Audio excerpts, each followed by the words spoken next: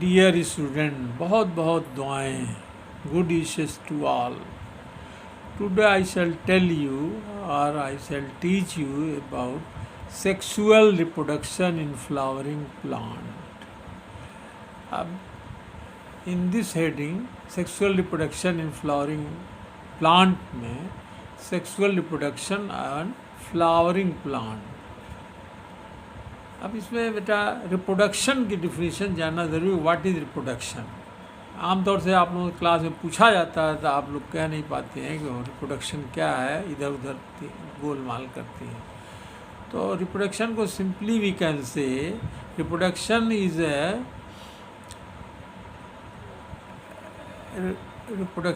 ए biological process. ये एक जीवी क्रिया है, जीवों में होने वाली प्रक्रिया है. तो reproduction is a biological process in which organisms give rise to young ones of its own kinds, e.g. rose to rose, China to China rose, goat to goat. Structure of a flower. Flower. What is flower? Flower is a modified shoot. अब यार question आता है what is shoot. Shoot is a aerial part of the plant. आमतौर से पौधों के जो ऊपर का ज़मीन के ऊपर का पार्ट होता है उसे शूट कहते हैं, जो ज़मीन के नीचे का भाग होता है उसे रूट कहते हैं. लेकिन इसमें कुछ अपवाद है, एक्सेप्शंस है बेटा. जैसे पोटैटो, आलू जो है अंडरग्राउंड स्टेम है. अब ये स्टेम है लेकिन ये ज़मीन के नीचे होता है. तो इस तरह से रिप्रोडक्शन के बारे में ये जान जाओ. जनरली ये it is a biological process. Next come structure of typical flower. ये 11th में पढ़ाया गया होगा बेटा, लेकिन यहाँ इसकी ज़रूरत है इस चैप्टर में कि एक टिपिकल फ्लावर के क्या स्ट्रक्चर होती है. तो we know that a complete flower is made up of 4 व्हर्ल.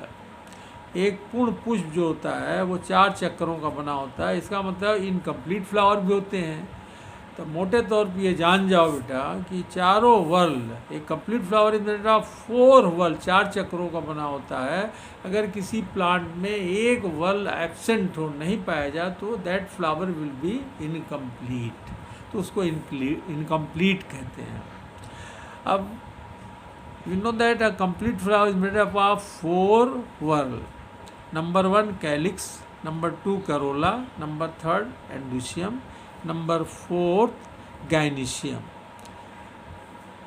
First and second, I mean calyx and corolla is a helping whorl, while endoecium and gynoecium is a reproductive whorl or necessary whorl. Reproductive whorl is the most important unit of sexual reproduction, while helping whorl is accessory that help in reproduction. Reproductive whorl is divided into 2, male reproductive organ and female reproductive organ. Male reproductive organ is technically called as endoecium. What is endoecium? Endoecium is a essential third whorl of the flower found just inner to the corolla. ये Kallis Corolla के अंदर जो वल पाया जाता है उसे androecium कहते हैं. ऐसे मेल रिप्रोडक्टिव ऑर्गन भी कहते हैं, which is made up of स्टेमन, और ये स्टेमन का बना होता है. एंडोशियम पूछा जाए व्हाट इज एंडोशियम. तो एंडोशियम का बेटा simply you can say androecium is a collective name, while stamen is a unit name, और a group of stamen is called androecium. ये डिफरेंट फ्लावर में, डिफरेंट प्लांट में androecium की संख्या different होती है. जैसे मटर में एंडोशियम की संख्या 10 होती है. इसके यूनिट नेम को स्टेमन कहते हैं. तो 10 स्टेमन मटर्स में पाए जाते हैं, लेगुमिनेसी फैमिली में पाए जाते हैं. चाइना रोज़ में इंडिफिनिट पाए जाते हैं, मोर दैन 10 और 20 और 100 कह सकते हैं. इसी तरह से आपके सरसों में, मस्टर्ड में 6 एंडोशियम पाए जाते हैं, स्टेमन पाए जाते हैं. अब बोलते हैं what is androecium. Endoecium is the essential third wall of the flower, found just inner to the corolla, which is made up of stamen. और endoecium is a collective name, while stamen is a unit name. Next comes structure of stamen. अब एक stamen की संरचना. Each stamen is made up of 3 parts. Number 1 filament, number 2 connective, number 3 anther. Filament is the basal part of the stamen, which is a non-fertile or sterile part of the stamen. Really, it is a short, thin. Next comes second connective. Connective is a short, thin strip. एक छोटी सी पट्टी होती है, found in between anther and filament, जिसको diagram में तुम देख सकती हो. Next come anther. Anther is the most important part of the stamen, or we can say this is the fertile part of the stamen. It produces pollen grain or microspore. Anther is generally a bilobed structure, द्विपिंडाकार. जिस तरह से तुमने देखा होगा ये बंदर वगैरह बचना चाहने वाले गांव में आते हैं, 2 उनके डमरू जो बचे होते हैं 2 लोब के बने होते हैं.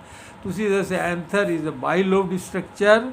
Each lobe has 2 pollen chamber, और दोनों लोब 2 पॉलन चैम्बर में बटे होते हैं, जिसको माइक्रोस्पोरेंजियम कहते हैं. It means each anther is divided into 4 chambers. Microspongia or pollen sac. Just see in diagram, 1 anther bilobed structure, again divided into 1 lobe again, and the total 2 chamber and 2 chamber will be 4 chamber. अब इसका diagram बना हुआ है, draw well level diagram of a young anther.